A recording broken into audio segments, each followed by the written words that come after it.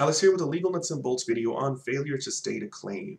This is an assertion that a defendant can make to shut down a case before it's even got started. It's a mechanism that's available to get a case dismissed before even, well, for sure it's not going to get to a trial or any kind of jury, but I'm pretty sure that it'll even kill the case before discovery has started. And the reason for that is you're basically saying that the allegations the plaintiff has made, even if they're all true, don't entitle the plaintiff to any relief. So there's all kinds of details and quirks and there's a lot to it. And as I mentioned in my other technical videos, the whole point of this video is to just let people know that this exists and that it's a thing and that you can look into it, but that I'm not going to tell you every little detail about it because there's so much that even I haven't looked into, maybe more than 20% of it. I know that it's a term and I know the general way that it works and how the analysis is approached in a nutshell, but I haven't looked into all of the teeny tiny little nooks and crannies of how it works. And there is a tremendous amount of case law on dismissal for failure to state a claim because it's a very popular mechanism that people use to try and throw a case out because they want to throw the case out as quickly as possible so that it doesn't cost them as much in attorney fees to defend it all the way through discovery and trial. So with that being said, I kind of already covered in a way as to how it works, but I'm going to go ahead and cover it more specifically now. It's in Nevada, at least, it's brought by motion. So usually the defendant will file a motion for failure to state, or a motion just to dismiss the case for failure to state a claim, upon which relief can be granted. And the way the court analyzes something like this is pretty much how it sounds. They will assume that everything the plaintiff has said is true, assume all the facts that the plaintiff has alleged in the complaint are true, and that having assumed that all of those facts and allegations are true, it will check to see, the court will check to see if, based on that assumption, there is any legal basis that the plaintiff can get some kind of relief for those allegations and assertions. And that's basically the beginning of end of it. If the court does find some basis legally that would entitle that plaintiff to relief, it'll deny the motion to dismiss. It doesn't mean that the defendant won't have a chance to prove later on in the process that they are not in the wrong.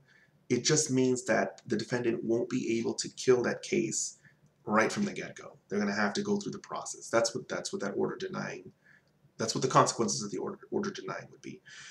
If the judge does agree with the defendant that even if everything the plaintiff is saying is true, there's no legal basis for any kind of recovery, then the court will kill the case. That's the end of it. It'll grant the motion and the whole case is dismissed. It does count as a victory for the defendant and they can probably recover costs and fees. I won't go into the details into how that works in this video, but I do have other videos that cover attorney fees and costs and stuff like that. But yeah, the case is over if it's granted. The last thing I'm going to mention is there is a way for the court to dismiss some of the claims. Like, let's say 7 claims were made by the plaintiff. The court can approach each of those claims independently, and it may conclude that the defendant is correct with 5 of them. These 5 are supported by allegations and facts that, even if true, don't entitle the plaintiff to relief. And the court can